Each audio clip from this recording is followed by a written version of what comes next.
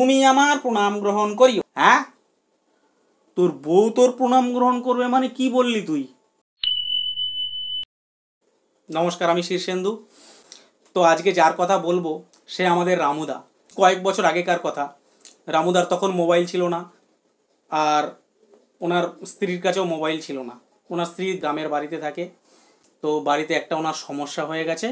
ওই জন্য উনি আমাকে বলতে এলো ওনাকে একটা চিঠি লিখে দেওয়ার জন্য। সে আমাকে যেভাবে বলছে সেটাই শুনুন। বাবু, অনেকদিন ধরে বাড়িতে যাইনি, তো তাই গিন্নিরে একটা চিঠি লিখে দিতে হবে। লিখে দেবেন বাবু?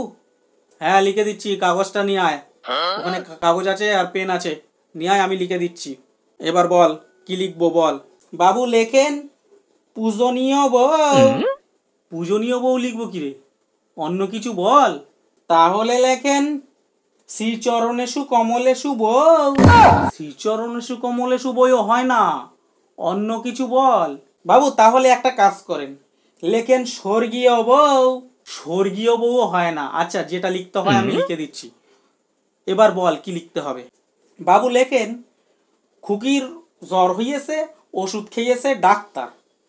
খুকির অসুখ করেছে আর ওষুধ ডাক্তার খেয়েছে মানে?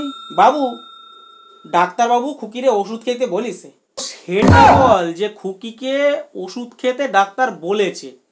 হ্যাঁ, তারপরে লেখেন, আমার নিচে প্রচুর জঙ্গল হয়েছে। তোর নিচে প্রচুর জঙ্গল হয়েছে কি রে? বল, আমার বাড়ির নিচে প্রচুর, বাড়ির আশেপাশে প্রচুর জঙ্গল হয়েছে। হ্যাঁ হ্যাঁ হ্যাঁ, ওই ওই ওই বাবু। হ্যাঁ হ্যাঁ, আমি লিখে দিচ্ছি। এবার কি লিখবো বল। তারপরে লেখেন, বাবু আমার পাও ফুলেছে তোমার কপালে। হ্যাঁ, তোর পা ফুলেছে তোর বউয়ের কপালে মানে? বাবু কি হয়েছে, আমার পাও ফুলেছে, তা ওর কপালে যে কি আছে দুর্ভোগ, সেটা তো আমি বুঝতে পারছি না। তা সেটা বল, তোর পা ফুলেছে তার জন্য যে তোর বউয়ের কপালে কি ভোগান্তি আছে সেটা তুই জানিস না। আচ্ছা বাবু, এরপরে লেখেন, পুরুত ঠাকুরের মুখে ছাগলে কচি কলা পাতা খেয়ে পাতলা পায়খানা করিয়াছে। পুরুত ঠাকুরের মুখে কি রে? পুরুত ঠাকুরের বল সম্মুখে। আচ্ছা ঠিক আছে বাবু, এবার কি লিখবো বল। তুমি আমার প্রণাম গ্রহণ করিও।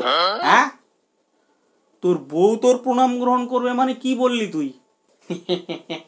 বাবু, বউ আমার থেকে 5 বছরের বড়। হ্যাঁ, কি বললো এটা?